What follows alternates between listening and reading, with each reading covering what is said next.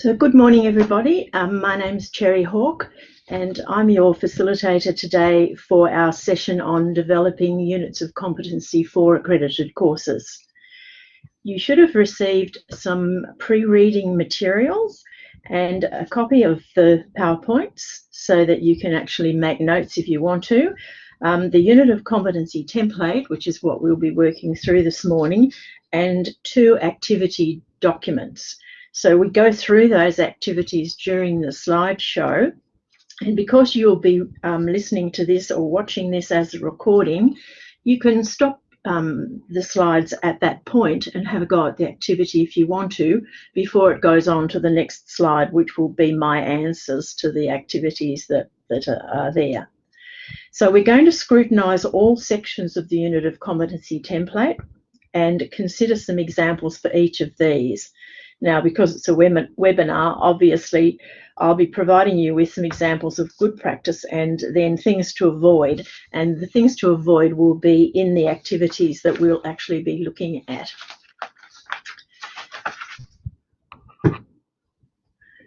So this slide gives us the components of the unit of competency, the first part of the unit. So there are 2 slides which go through the components. And we're going to look at each of the things on this in detail. So I'm not going to read them out to you. Obviously, you can read those titles yourself. But you will notice that a couple of the things here are optional components. So we'll talk about that as we get there. Our units of competency must be written in a standard format, and that's this format, and contain a number of essential components. This promotes national consistency, of course, and helps to ensure that units from a range of training packages and accredited courses can be easily understood by the various users. It also enhances recognition of the competencies and transferability and portability of our qualifications. Remember, though, that if you choose one of those optional fields to include in your units, once you've included the field, everything in that field becomes mandatory.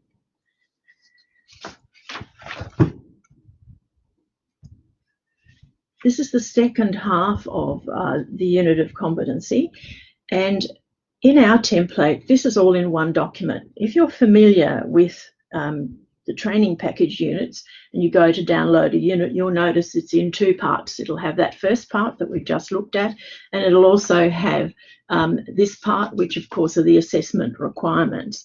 But in the unit of competency template, we have it all in a single document to make it easier for you and for us as well.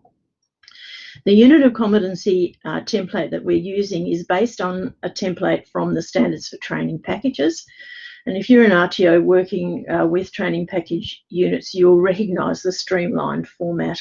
Our original format and the format in the Standards for Accredited courses reflects the old style format. So we've moved to this format so that our units will be exactly the same as those from training packages. There are instructions within the template that we've given you, which you must follow. The accreditation process evaluates the documents you submit on whether or not you've met the template requirements. So it's very important that you actually use the template as the latest template as it is. So the first of our components on our little tree that we saw earlier are the unit codes. Now we assign a unique 9-digit alphanumeric code, as it says on the slide. And we use 6 uppercase letters and then 3 numbers at the end. So those first 3 letters are the course identifier, and you're making these up for your particular course, but you must not duplicate training package codes when you make up that code. So you'll go to training.gov, put in what you think your code should be, and see if a training package comes up with that exact code. And if it does, then you'll have to think again and come up with a unique code of your own. Some of the training package codes are longer than the 9, but codes for them can't exceed 12 characters either. But for us, we don't have to delineate parts of industry and so on, which some of those training package units do. So our first 3 are the course identifier. Then the next 3 will represent the content of the particular unit that we've got. And then the last 3 at the end will be just a sequence identifier for the number of the actual unit.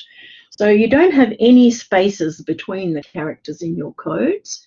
And if you look at the 2 examples there at the end, the last 2, you'll see that at the beginning of them I have exactly the same letters, but for the first one I've got 607, and for the second one I've got 007. So this is because you have the option of putting the AQF level into your code so that you can indicate to somebody else, to anyone who's using it, the complexity of your actual unit. It's not mandatory to use this, it was for a while, but it's certainly preferred by RTOs who are looking for units at a particular level of complexity. You'll also note that we don't have any A, Bs and Cs on the end of our codes. We don't use those version identifiers anymore. And you'll know that in training package they use release 1, release 2 and so on, but again we don't need to use that for our units of competency, because accredited courses, when they are re-accredited, really become a new course and it has a new course code. Course owners, which are you if you're developing a course, you don't get to identify the qualification code. We only ask you to code your units of competency. And the reason for this is the qualification code for an accredited course is assigned by TAC when the course is successfully accredited. So onto our first handout. And in all of these tasks, what we ask you to do is to highlight the things that wouldn't comply with the slides that we've just seen on talking about the unit codes. So if you look at your activity notes, you'll see that there are 4 units of competency here, and we're just looking at the codes to see whether or not they meet the requirements that we've just gone through. So the first one is about developing a workplace safety plan, and it comes from a diploma of safe work practice. And you need to know the course that it's from so that you can actually look at the code and work out whether it's fair enough. The second one is on manually handling goats from a Certificate 4. The next one is researching customs and protocols, and this is from a Certificate 4 in offshore marketing. And then the last one are units in an advanced diploma of project integration, and the course is actually owned by ABC Proprietary Limited. And you'll see by the codes, you'll see the ABC in the codes. And that's actually the course owner in this case. And we'll talk about that on this next slide. So on this slide, you'll see the things that are highlighted in the first 2. I've actually got highlights on mine, but luckily we've got these in red so that you can actually see. And the first one has DSWP, which probably stands for Diploma Safe Work Practice. But of course, they've too many letters there. We needed 3, and this person has put in 4 instead. They've also got an A on the end of their unit, probably because this is a reaccreditation, and so the A might have been there last time and they haven't read the instructions in the template, which tell you that we don't use A, Bs and Cs anymore on the end of our codes. So if you were going to correct this yourself, you'd make the decision about whether you did want to put the D for diploma in there and maybe just put SW for safe work, or you would ignore the D for diploma and just put SWP, so safe work practice. And that's up to you to make that decision. And when we look at those codes, we simply look at whether or not they're fairly logical. In the second one, the highlights in the CIV, because of course that's the way we often shorten our Certificate 4s as an abbreviation, but it doesn't meet the template. It's using Roman numerals. It's not unique in terms of identifying the course. So because this was a Certificate 4 in goat breeding and care, you could have used the C from certificate and GB for goat breeding, or you could just have done GBC, goat breeding and care. In the next one, you can see it's a Certificate 4 and it's offshore marketing, and they've used the OSM from offshore marketing to identify the course. and then used RCP. Luckily, there were 3 words in this particular unit title, and so that was helpful for identifying the content of this particular unit. They've used the 4 to show that it's a certificate 4, and then 03, it's the 3rd unit in their sequence in this one. Now, it meets the requirements of the template, that one, no problem. In the last one, and although we didn't identify this as a possibility in the template, it was actually acceptable because it was unique, and the course owner had a nice ABC name, and every unit of competency in it had a PRO, so that the project integration. So you can see the PRO there from project. Now, they could have done DPI, Diploma of Project Integration, but this was actually accepted because it seemed quite logical. You can see again the 6 showing you that it's an advanced diploma, so that's the AQF level, and then numbering them in sequence 1, 2, 3. So the next part of the template, of course, is the unit titles. And we've got up there that they must be concise, that you're limited to 100 characters, including spaces. So if your title gets a bit long, make sure you count those characters, including the spaces, and make sure they don't exceed the 100. I have had one come in where I counted them up carefully and there were 99 characters, so that was acceptable, even though I'm sure it was not a concise description of the unit outcome with so many of those characters used. We're trying to represent a work outcome in this unit title, so we're not trying to reflect tasks or processes. If you're writing knowledge-based units, which sometimes we need to, then it would represent an area of knowledge as opposed to a work function. But most of our vocational units of competency, we represent work functions in our units. Avoid justification or purpose statements when you're writing them. It confines the unit to that particular purpose, and the purpose might be broader than what you think is an important purpose. So try to avoid those. The unit of competency itself will explain what the purpose of the unit is, and there is a description section where you can expand on what the concise unit title actually means.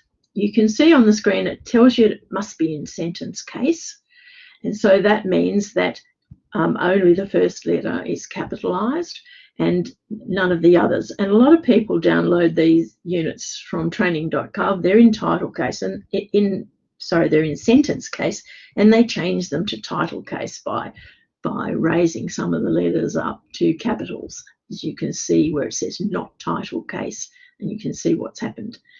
And of course, not all caps. Sometimes people put them in all caps because it's very important as a heading. Don't include punctuation. So we don't want to see any commas and ampersands and semicolons and colons and dashes or full stops in there. Avoid terms that are vague and open to interpretation. So words like appropriately, relevant, effectively, where there'll be some discussion on what they mean. So we don't use those because we're trying to concisely represent the work function. And also avoid terms that are not directly accessible. So you can't tell whether someone understands it unless you assess them in a different way. You can't actually assess understanding directly. So we try to avoid words like understand, recognise, consider, and so on. And our next slide, of course, is your handout again. So handout 1 and task 2. And again, you're going through these and looking at the unit titles. We've got 5 of them this time. Drive a vehicle to ensure safe operation, manually handle the goats, a little bit more on that, address client needs, explore and effectively apply the New Testament, and manage financial resources. So again, if you want to stop your slides and have a go at that before you look at the answers, then this is the time to do that. Meanwhile, we press on to the answers, and you can see the words that have been highlighted here Vehicle has been highlighted. Sometimes people are surprised by that because they've certainly picked up that there's a purpose statement in there to ensure safe operation, and they've highlighted that. But driver vehicle itself is probably too broad a word to be useful in a unit of competency title, because you don't know whether that vehicle is a 4-cylinder sedan, a haul truck, a road train, or what. So you'd be much more specific about what type of vehicle it was when you're writing your unit title. In the next one, manually handle goats using appropriate techniques. So appropriate is a term that's open to interpretation, and we leave it out and use the unit itself to say what techniques are appropriate. And to avoid injury, there's a purpose statement in there as well. So we've got one term open to interpretation, which is appropriate, and we've got a purpose statement, which of course confines that particular unit to only manually handling goats for the purposes of avoiding injury. And of course, the purpose of manually handling goats, this is a tongue twister, is usually because you want to move them somewhere. And when you're doing it, of course, you want to avoid injury, but it's not good practice to put that up in the title. Now, the next one would have been a good title, Address Client Needs, but of course, it's been switched from sentence case with only the word address with a capital to having title case, which gives us the 3 capitals in there. So even though that would have been very good as a unit title, the fact that it hasn't been expressed properly would be a problem. In number 4, explore. This is a process, and sometimes when you explore something, you don't even get an outcome. So again, it's one of those words that we would normally stay away from. We're trying to write our units as outcomes. The word effectively, again, it's a bit like appropriate. It's actually open to interpretation. And New Testament, far too broad. We don't know whether that means we've got to look at every book of the Bible in the New Testament, or only look at the Gospels, or only look at part of it for particular purposes. So again, you'd look at the unit content itself and go, okay, what is our actual focus? And then try to write that in a concise way. And the last one, manage financial resources. This one, of course, meets the template, and so no one should have put any highlighting on that one. So the next section of the template is the application section. And you can see there's a couple of definitions that it is a brief description of what it's about. So we wanted, because it's called application, it is an application section. We want you to tell us how the unit is applied in practice. But at the beginning of the section, we are allowed to actually include a unit descriptor. And if you want to, also a summary of the unit outcomes, you can use it for that. This is the opportunity to add in all those things you really wanted to put in the title, but because you're going to make it concise, you can use the descriptor to say a little bit more. We like you to use a concise lead-in statement so that everything flows from what that says. And then you always must include that licensing statement. And most people, there are no licensing requirements, so you end up with that default statement you see in italics there on the screen.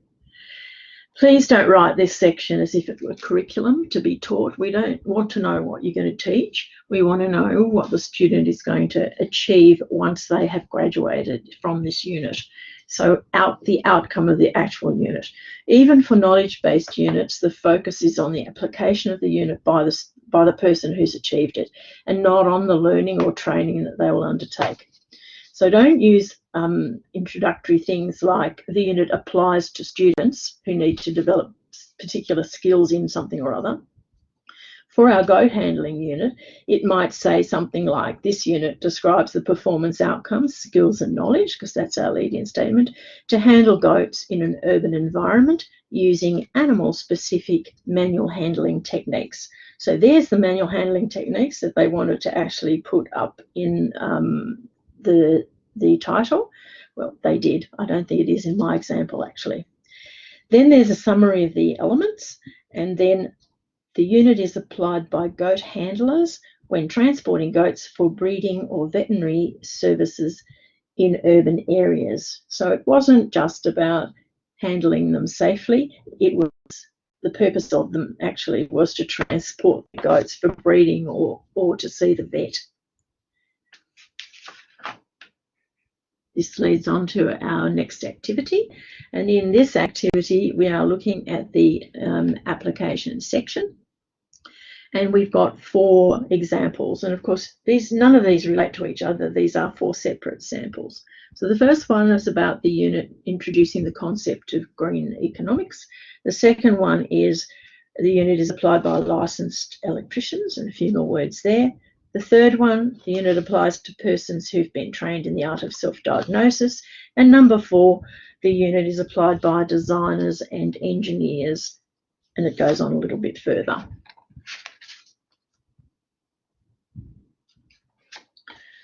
So the things that you probably would have highlighted if you were doing this activity for real is the fact that this one says the unit introduces the concept of. And this statement, of course, relates to the content of the subject area or a curriculum teaching area, rather than how the learning will be applied by someone who's completed the particular unit. The second one, the unit is applied by licensed electricians working in hazardous areas who do lots of different exciting things. This statement meets the template. The third one, the unit applies to people who are being trained. So straight away now we're talking about it from the learner's point of view rather than from the point of view of the graduate who's already completed the unit. And the last one, this unit is applied by designers and engineers who do things. They work one-on-one with clients, develop workable solutions, and it carries on a little bit further.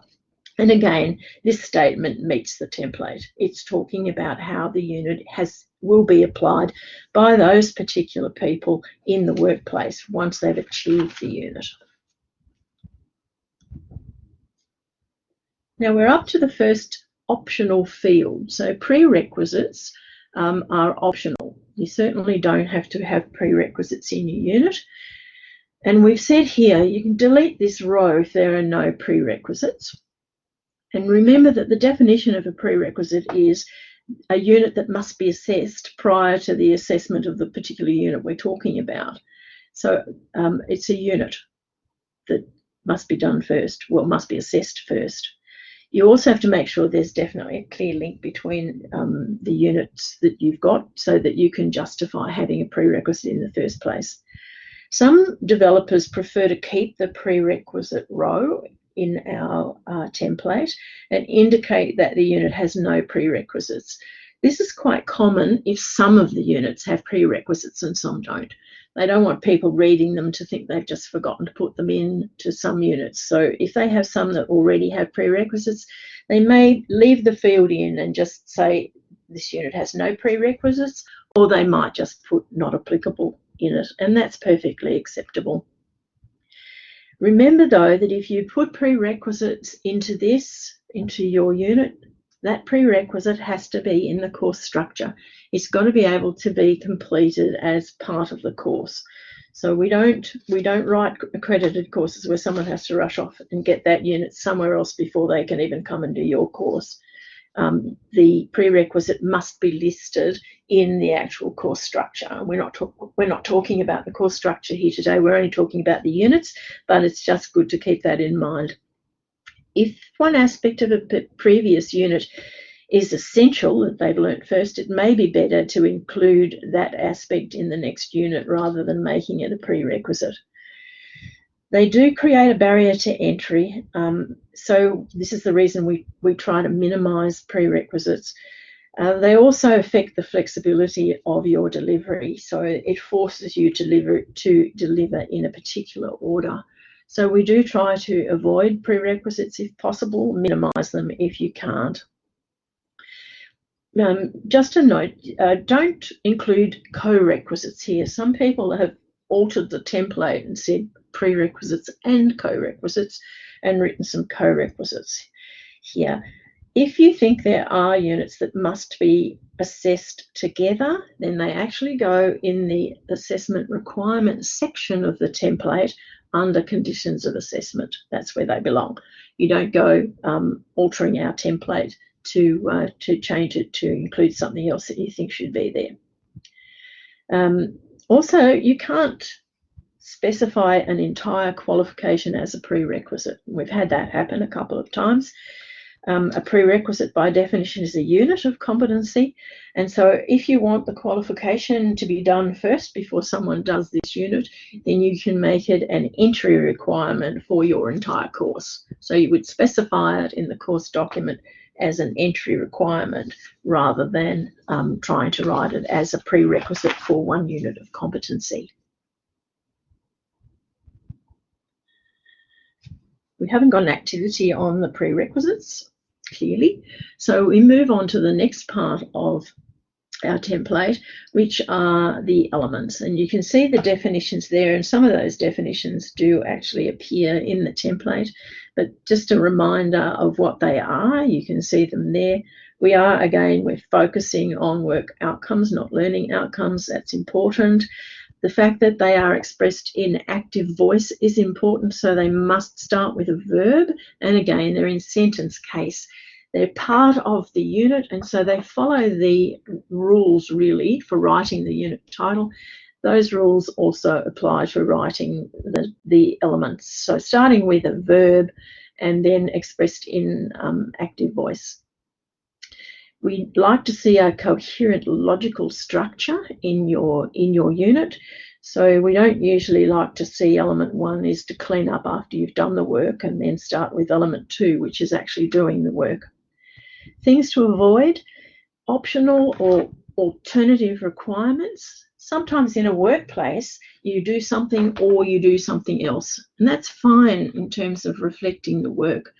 But in a unit of competency, we have to put those two separately because people don't have an option to learn one or the other.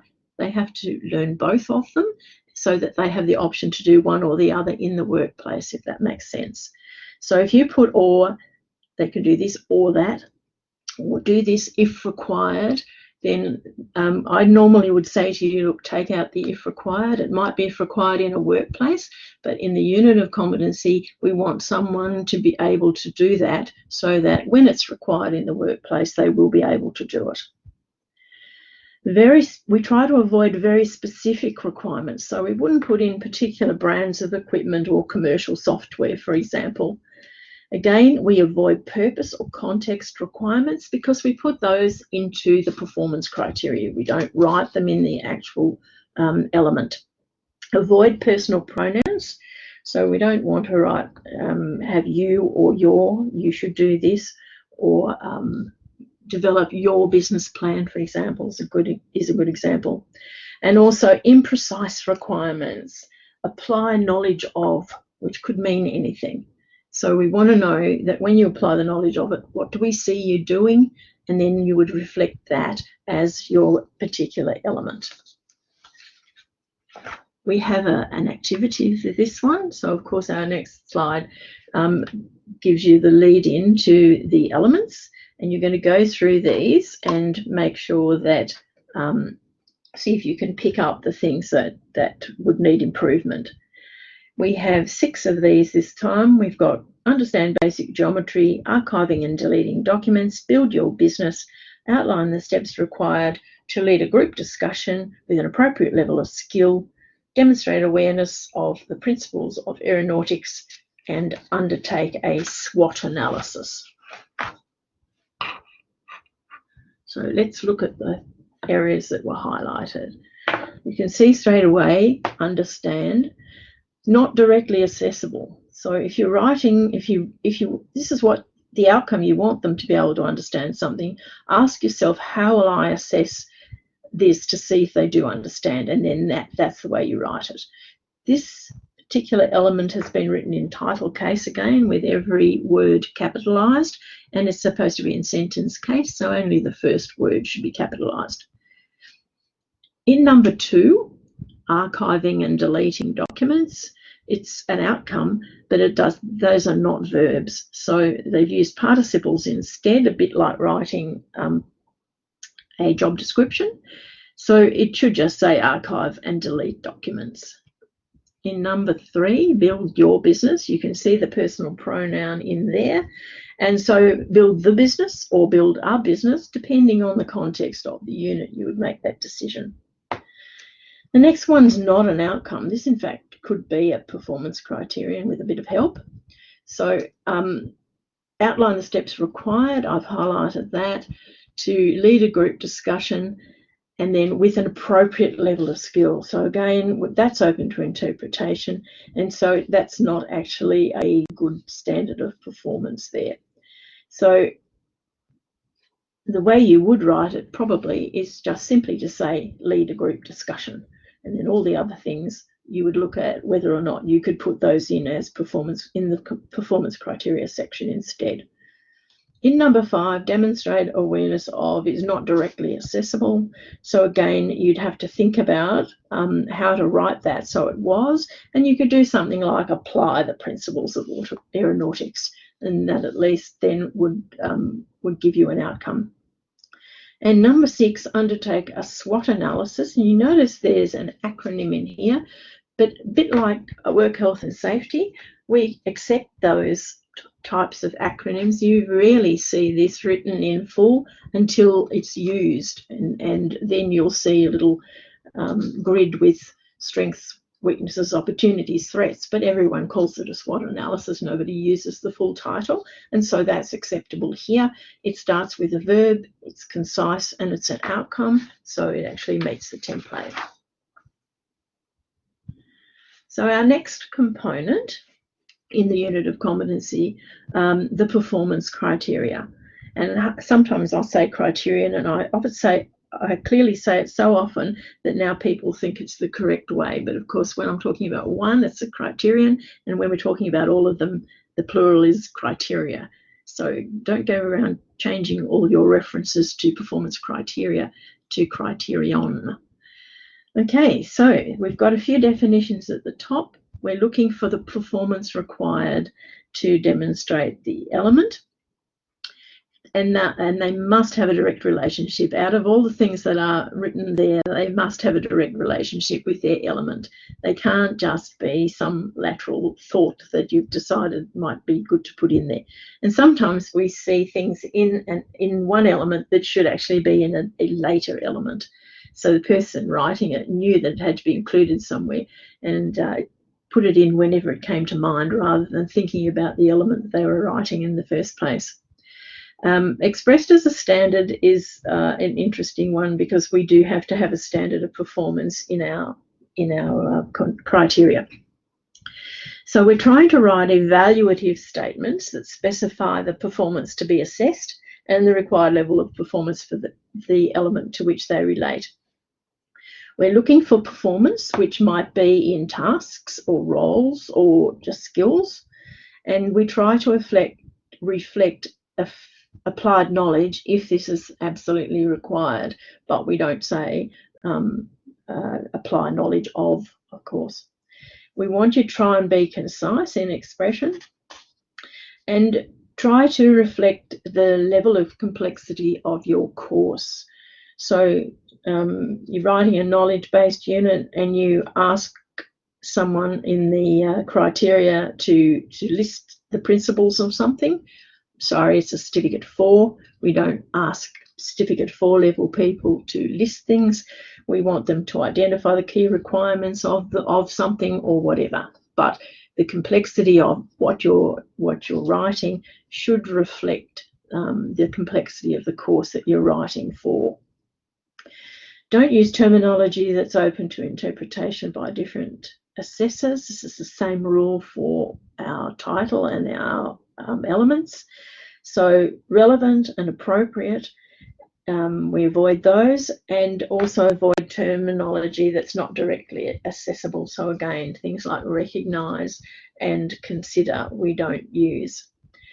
If you need foundation skills to be included, so I'm back looking at the slide, if they're essential for performance, then you must include them here in the performance criteria. Don't think, oh, well, I'll do foundation skills later. So if as part of the unit they need to write reports, Writing, of course, is one of the foundation skills, and you would put the report, writing the report, into this unit exactly where it belongs. So it's in context, and then you don't have to worry about foundation skills separately.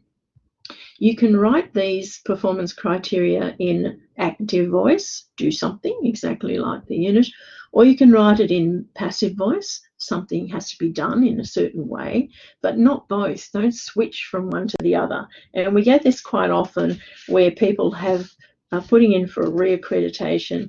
It used to be in passive voice, they're changing it into active voice, and they miss a few on the way through. So just be aware, if you've chosen to have them in active voice where it starts with a verb, make sure they're all that way, and not suddenly write the report is written in a certain way. You'd say write the report. Don't use personal pronouns, again, exactly the same as in the titles. Try to avoid overly detailed requirements that causes us in RTO land to read it 7 times before we work out what it means. Avoid simply providing a list of tasks, because over time tasks might change, and we try to build some longevity into our units when we're writing them. Avoid specifying particular products. We said this in the elements as well, but try and do a more general description. And if you're writing in, you still have to write in sentence case, and don't use any bold, underline or italic fonts. And again, because we used to have these, you might have units of competency from the past that still have them. So make sure that you get rid of those before this unit comes in for review. Also, don't put dot points into your performance criteria. I had one the other day where they had a really nice performance criterion, and then they had a whole lot of dot points underneath it. So this is not the place to put dot points. But later on, we'll find you a place where you can put your loads of dot points. Our next handout, this time we've got 5 for you to do. And remembering that these performance criteria have nothing to do with each other. They're all from different units or elements. So don't expect them to be related to each other. So the first one is develop appropriate levels of self-awareness and understanding. Number 2, identify the steps you need to take to set up a business. Third one, consider the impact of COVID-19 on the environment. Number 4, assist clients to access resources that address their needs. And number 5, hazards are reported appropriately to relevant personnel. Anyone who knows me well would know I'm already shuddering at appropriately and relevant included in there. So let's look at what we've highlighted. There's my least favourite word, appropriate. So develop appropriate levels of self-awareness and understanding. So of course, appropriate is one of those words that's open to interpretation by different trainers and assessors, and we avoid it like the plague.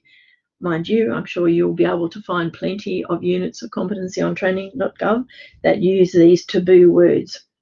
Self-awareness and understanding in this particular unit are not directly accessible. So you'd have to ask yourself, what will I see someone do if they're developing these levels?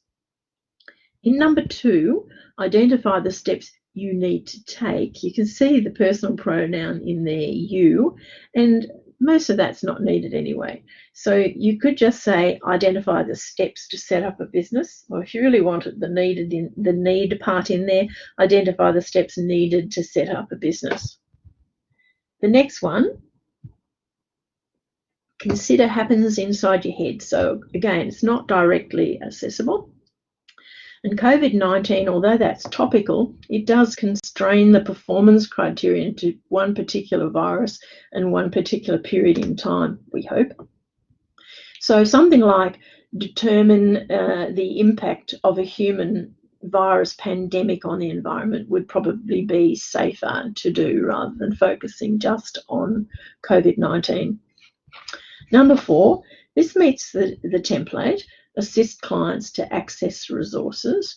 And that last bit, resources that address their needs give you a standard of performance. So if you were assessing a student to see if they could do this, and they assisted clients to access resources, but the resources had nothing to do with what the client needed, you would go, okay, they haven't actually met the performance standard in here that's been included.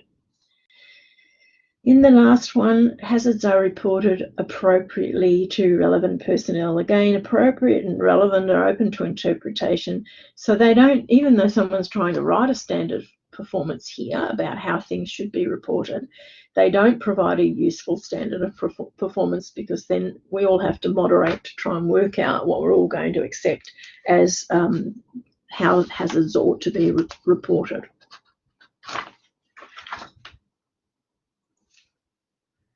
So the next section of the template is foundation skills, and we've got 2 slides on this, because this first one is simply what are they? And so there's a little definition up there that it's language literacy and numeracy plus employment skills. And then what's included in LLN, in language literacy and numeracy, and the sorts of things that might be in the employment skills section. Now, only some foundation skills would occur in a unit of competency. There's no way that every single one of those things in those lists would actually be in a single unit of competency. So please don't feel compelled to massage your work function so that it includes additional foundation skills that really are not essential to performance of the particular work function. Some training packages have actually gone and used the Australian Core Skills Framework or the Australian Core Skills for Work, and some have even identified levels in those and even performance variables for from these frameworks. There's no requirement in the standards to use those frameworks at all, and certainly in the template we don't recommend to use them. And certainly not the levels, because everything in a unit of competency must be assessed. And of course, vocational assessors are not trained to assess whether a person meets the levels in these frameworks. So putting them in is just a cause for concern for all of us. If you follow the guidelines in the template, then you'll be perfectly safe. Now, the next one is, how do we include them? Keeping in mind that when you're writing your performance criteria, you've already put in all of the foundation skills that are required. Now, if you find that you haven't and it's too hard to put it into the performance criteria, if they're not already explicit there, then you can put them in a table with a brief context statement. And you'll see there'll be some training package units, and they will have one foundation skill that they felt that they couldn't roll into the performance criteria, and so they've written one separately with a very small descriptor at the side of it to show you it's a context statement, as it says on the slide.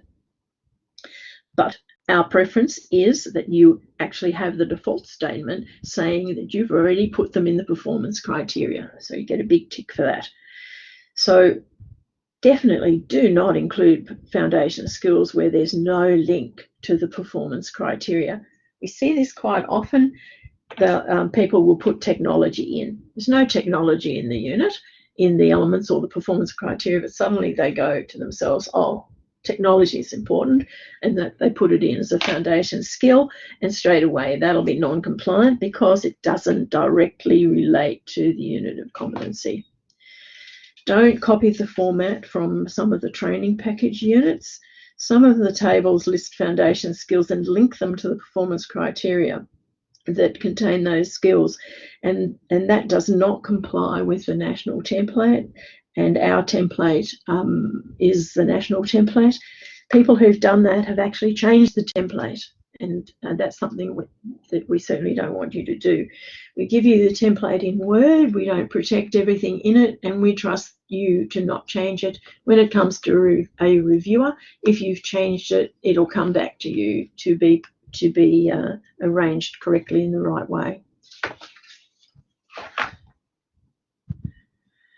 We don't have an activity, of course, on the foundation skills. So this is the last field that we've actually got, or the second last field, where you actually fill something in.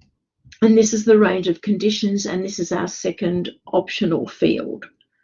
So it's restricted to essential operating conditions, as it says on the slide, and it's rarely used in units of competency. The previous range statements that had all may include have been removed from the training packages and put into the companion volumes so that you can get more information there. But if you do include it, everything in it is mandatory and must be assessed. And I saw one recently where the unit had some requirements about developing an action plan. I think it was in the last element. And they used this to say the action plan must include, and they wrote a list of the things that must be included in the action plan. Perfectly fine, because when you're assessing, those action plans must include those things. The example on the screen, driving conditions must include. I think this was from an old unit about driving a bus. And so you can see in order to be competent, they had to be able to drive in metro, non-metro roads, but also gravel roads, which of course is the tour buses probably, and daytime and nighttime driving, and also in wet conditions. And so when you were setting up assessments, you of course had to assess people driving at night and people driving when it was raining. So in Perth we might have problems with that a few times of the year. I don't know if you can simulate rain, but anyway, everything in there is compulsory and so must be assessed. And then the last component, this is a mandatory field. This is the unit mapping section, which shows you if there have been any other units that are equivalent. You've got a choice here of which way you can do it, and you'll see both of these used in the training.gov units of competency. Some people like to actually write the current version, then write the previous version and say whether they're equivalent or not. The second one tends to be used a lot in our accredited courses because we don't have any equivalent unit. You're writing it for the first time. So a neat little statement just saying unit mapping information, no equivalent unit. And a lot of the training packages also use this when there is an equivalent unit, in which case they would say something like this unit supersedes and is not equivalent to whatever the previous unit code and title is. So that's the end of the first part of the template, and now we're on to the second part, which of course are our assessment requirements section. And the first part of that section is for you to write the performance evidence. The activities, of course, for these next couple of slides will be in handout 2. So we'll look at those as we get to them. So the elements, performance criteria, foundation skills, range of conditions, etc. must be assessed, and they're already assessed in the unit. So you don't simply repeat them here, although whatever you put here must have a direct relationship to the unit itself. And you can see on the slide, it tells you you might be describing product evidence, so what must be produced.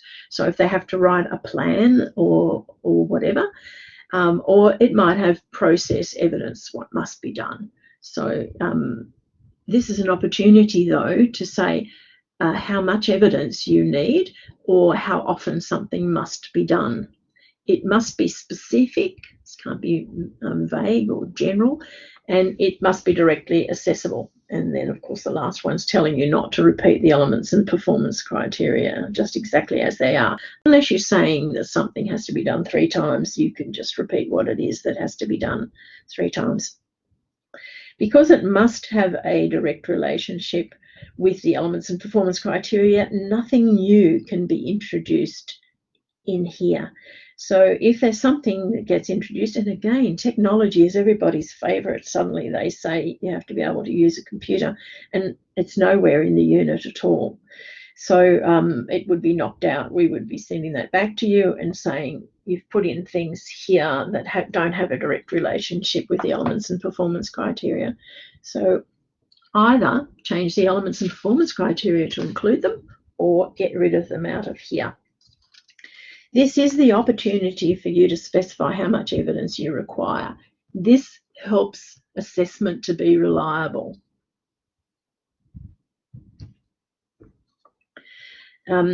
So requiring someone, sorry, I'm just looking at that last one here. So you do have the opportunity to specify how much evidence or how often you want to see the performance demonstrated in order for you to decide whether or not someone has achieved the unit. Requiring someone to develop the ability to do something is not the same as an individual actually doing it. And you will see this time and time again in some of the units of competency on training.gov. They say, you know, they want someone to demonstrate the ability to do something. And we prefer that you write a lead-in statement that's carefully crafted so it focuses on someone actually doing it and not simply showing they've got the ability to do something. And people who write those units don't realise that there are clever RTOs out there who say, oh, they only have to demonstrate the ability to do it. And guess what? They've just done a unit where they have demonstrated the ability, so good, I don't have to assess this unit. So we don't want clever people saying that to us. And so we want to write it in such a way that people have to actually do it. We want to see their performance. We don't want to see them demonstrate something different, which happens to show they've got the ability to do what we want them to do. If you include a requirement to meet any of the dimensions of competency, make sure those dimensions are actually in the actual unit, because otherwise, if you include them, managing contingencies is the popular one. You know, they'll say you must do all of these things and manage tasks and manage contingencies. Guess what? If they're not in the unit, you will provide an invalid assessment if you suddenly put them in. So we don't want to see those in our performance evidence unless they're actually in the unit. In this section too, this is where you set the boundaries for the required performance. So if you can provide specific, well-defined performance tasks that are confined to the unit, then you'll have good outcomes in terms of assessment. So not broad skill requirements such as communication skills, or my favourite, excellent communication skills. And also, this might seem like a silly thing to say, but please don't include knowledge in this section. These are some of the things that people do to us reviewers. We're reading away with the performance, all of a sudden there's some knowledge. So here's your opportunity to look through 8 particular performance requirements. And again, even though we've given you a lead-in statement, they don't have anything to do with each other. But the lead-in statement that we've given you is the one from the template. To achieve competency in this unit, a person must satisfy the requirements of the elements, performance criteria, foundation skills, and range of conditions in the unit. And if there are no foundation skills or range of conditions, you can leave that out and simply say, must satisfy the requirements of the elements and performance criteria in the unit. The person must also. So you can see we're not asking for the ability to do something. We're simply saying the person must also understand the difference between good and evil, prepare a response to at least one request for tender, use appropriate software applications, facilitate at least 2 management meetings, demonstrate an in-depth understanding of contract law, apply insight to their own behaviour in relation to their professional practice, apply applicable standards, and prepare a flow chart of the project management process, etc. So, on to the answers. Again, you can see some of my favourite words in here. First one, understand. Of course, it's not directly accessible. Good and evil are very broad concepts, and they're not well defined, and they may not be confined to or specific to this particular unit either. So look back at the unit, see what you've got in it, and try to reflect that. The second one, prepare a response to at least one request for tender. So fine, it meets the template. It's very specific. It tells you how often they have to do it. If you didn't put something in and you just said they had to do requests for tender, that would be very vague. This is good in terms of us preparing assessments for the unit. And that's what this assessment requirements section is for. In number 3, again, appropriate is open to interpretation, so we stay away from that. Software applications is broad, so, and not confined to at least one type of application. So even if it had said spreadsheets, it would have been an improvement. And we often find that for this type of requirement, there's no direct relationship with the unit, which I've said earlier. Number 4, facilitate at least 2 management meetings. I've jumped down, I've missed one. Okay, so this meets the template, number 4. So again, you know they have to facilitate, you know they have to do at least 2 management meetings. In number 5, demonstrate an in-depth understanding of contract law. It's knowledge, not performance, so it should be down in the knowledge section. It's also not directly accessible. So if you were putting it in the knowledge, it would say knowledge of contract law, but we would want to also see it confined to whatever the unit was about and not a huge broad field of contract law. Number 6, apply insight. People have to apply insight to their own behaviour in relation to their professional practice. And apply insight's not directly accessible. There is not needed here. And this is one of those ones where people in the industry have to reflect on what they've been doing in their professional practice and try to improve. And if you were writing this, you'd ask yourself, how would I know about this performance when it's something that's happening inside someone's head?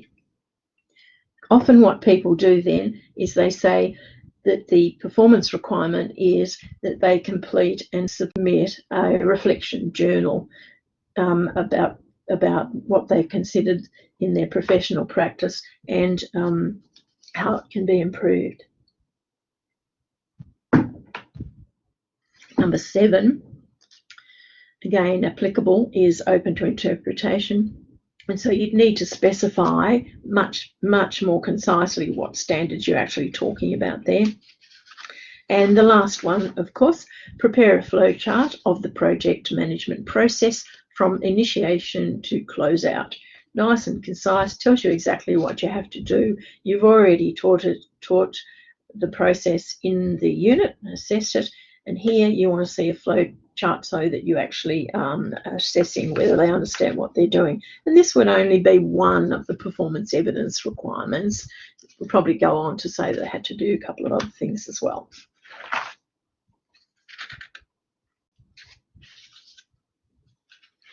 So the next section in the assessment requirements is the knowledge section, knowledge evidence section. So we've got the definitions there about what it is. It must be confined to the context of the unit. So you might start off broadly, but you then will need to bring it down and show what it really has to relate to. And if you can possibly indicate the depth and type of knowledge, then that's actually helpful for assessors when they're putting their assessments together. So it must relate directly to the performance criteria and the range of conditions if there's one of those present. We don't want broad areas of knowledge like contract law, so we want to confine it to the unit. And this is an opportunity, of course, to use your dot points that you wanted to put into the performance criteria. So you might actually say contract law as it applies to whatever the unit's about, including, and put the 2 or 3 or 4 dot points that must be, that the student must know when they're actually doing it. Knowledge should not be the same across multiple units, so you don't put a general statement in. And one of the favourites is that in early childhood education units, there's an early years learning framework, and so it ends up being put into every single unit. But of course, the whole framework is not applicable to the unit, so really only that part of the framework that applied to the unit should really be in a particular unit. And definitely don't put performance in this section. So if we see something starting with a verb when it's actually knowledge, then we'll know we've got it wrong. So we're in handout 2, and of course this is our second task. And again, we've got 8 of these for you to look through. And the lead-in, again, they don't have anything to do with each other. They're all from separate units. To achieve competency in this unit, an individual must demonstrate knowledge of. So knowledge of the Old Testament, knowledge of typical problems that can occur, knowledge of targets and measures, research and document intervention strategies and devices, knowledge of professional development, be aware of contraindications for the treatment, relevant legislation and regulations, and developmental milestones for children's 0 to 5.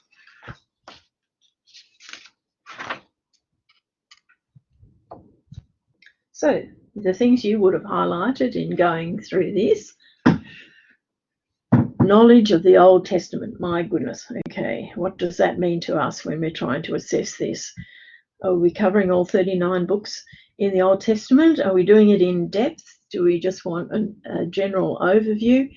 Do we only want the prophets? So you have to work out what part of that relates to the unit. This is obviously from a knowledge-based unit, but it needs to be very specific here and reflect what you've actually put in the unit of competency. The next one, typical problems that can occur. This might be okay depending on how the unit has been written, but if the unit's not written specifically enough, then typical problems is going to be open to interpretation as well. And you could get around it by saying they must demonstrate knowledge of typical problems that can occur, including, and put the things that are absolutely essential for them to know. Keeping in mind that everything we write in a unit of competency is meant to be mandatory. It is mandatory, it must be assessed. In the next one, targets and associated measures for output and quality. Again, this might depend on the unit, but it looks like it meets the templates the way it's written. But associated measures, if you've covered them in the unit, this might be fine. In the next one, research and document intervention strategies. Starts with a verb straight off. Well, they're both verbs, research and document. Even though you might think they are knowledge, when you start reading it, you realise that the sentence is actually about performance. So it shouldn't be here. Number 5, too broad. We don't know what that's about. Even if it said professional development related to whatever's in the unit, at least that would actually constrain it a little bit.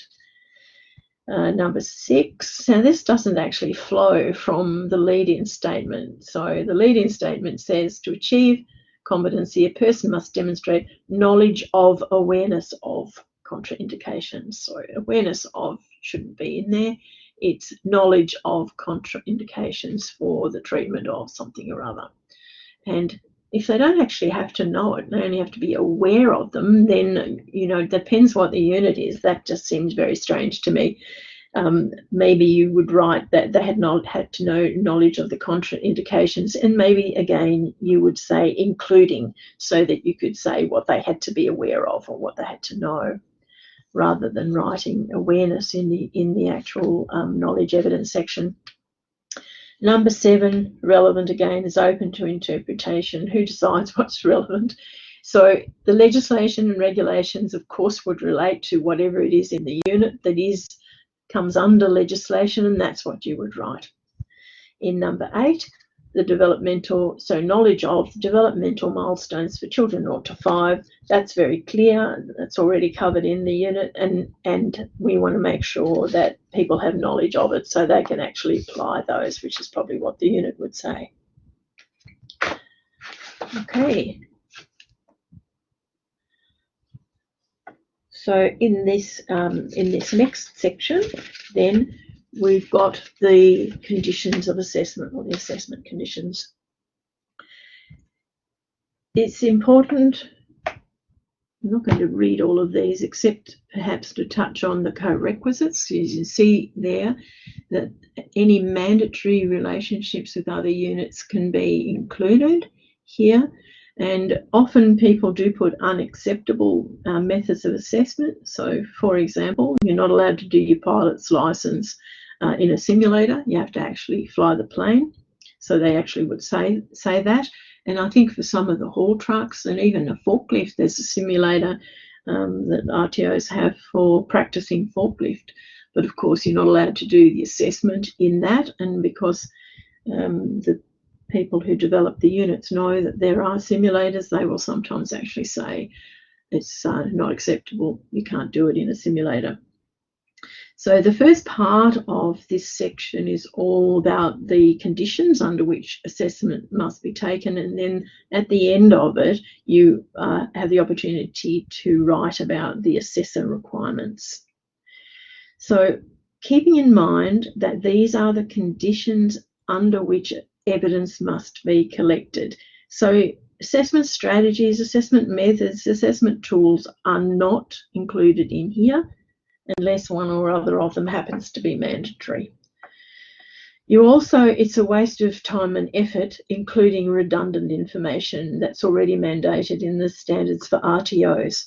So putting things like only RTOs can deliver this unit, it's not necessary. Or writing down that the unit must be assessed in accordance with the principles of assessment and the rules of evidence, it's a given because these are nationally recognised units and they are all assessed in that way. So you don't have to include those things. They're already implied, or they're not implied, they're mandatory anyway. If there are no mandated assessment conditions, it's acceptable to actually say that. People think they have to come up with something for this section. You don't. So we're seeing more and more that people are saying there are no industry mandated assessment conditions for this unit. So just all of the normal things that apply under the standards for RTOs. If you write things in this section, when you actually go back, when you're writing the course document, which does the assessment requirements for the entire course, you have to make sure that what you've put in here lines up with what you put in the course document. So you cross-reference back. Often your units of competency are written first anyway, and then you go and write the course document afterwards. And again, if you decide that assessors need to have more than what's in the standards for RTOs, then of course you've got to make sure that it's not only in the unit, but it's also in the course document. The template has a suggested default statement to try and have some longevity, so we don't even mention 2015 into it. We simply say assessors must satisfy the assessor requirements in the standards for registered training organisations current at the time of assessment. But this is your opportunity as well to say anything about what's required over and above the standards. So you make that general statement and then you say something like, in addition, they must also have a degree in something. It's quite common in some courses where the example that comes to mind is psychologists. So psychology being delivered has to be delivered by a certified psychologist, and so they're going to have a lot more than the standards for RTOs require. So they will have a lot more than simply having vocational competencies, at least to the level being delivered and assessed. You also, some industries require very experienced people because what they're teaching is very dangerous, and so they might require a number of years of experience as well.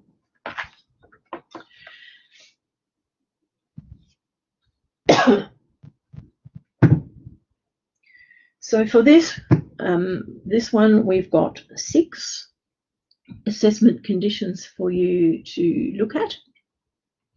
The first one is assessment must occur in a workplace or a simulated workplace, etc. The second one, assessment should be in the form of observation and questioning. The third one, assessment must include achievement of classifying samples. Fourth one, students must have access to specific things. The fifth one, this unit may be co-assessed with the following 3 units, and then those units are listed. And the last one, in addition, assessors must have a minimum of 5 years industry experience in whatever it happens to be.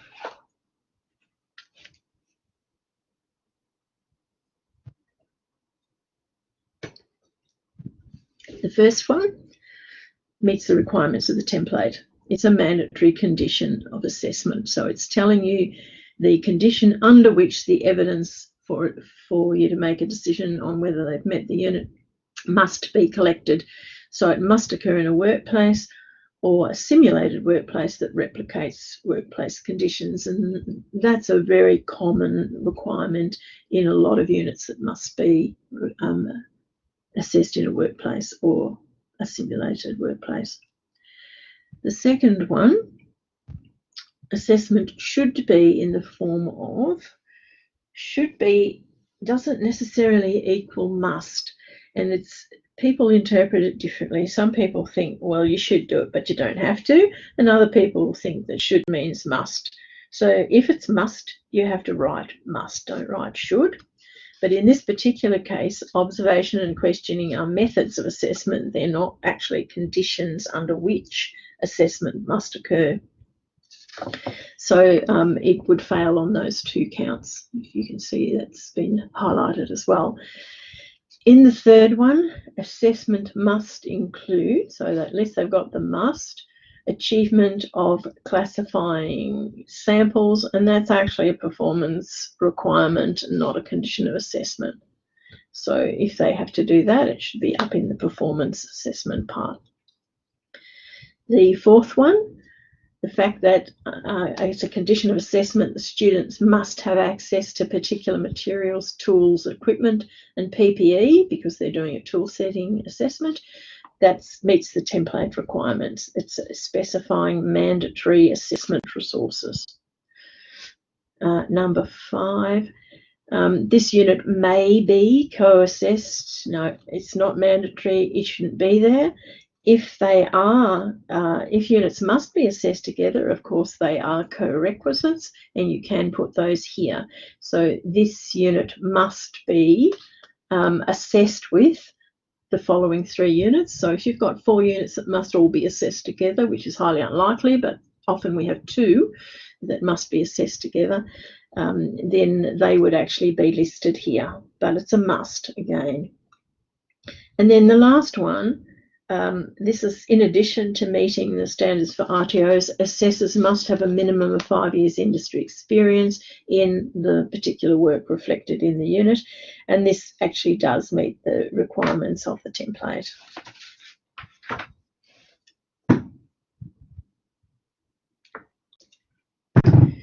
So putting it all together, this is just a wrap up because you will have written a number of units of competency. So you repeat your development process as it says there for each of the units of competency.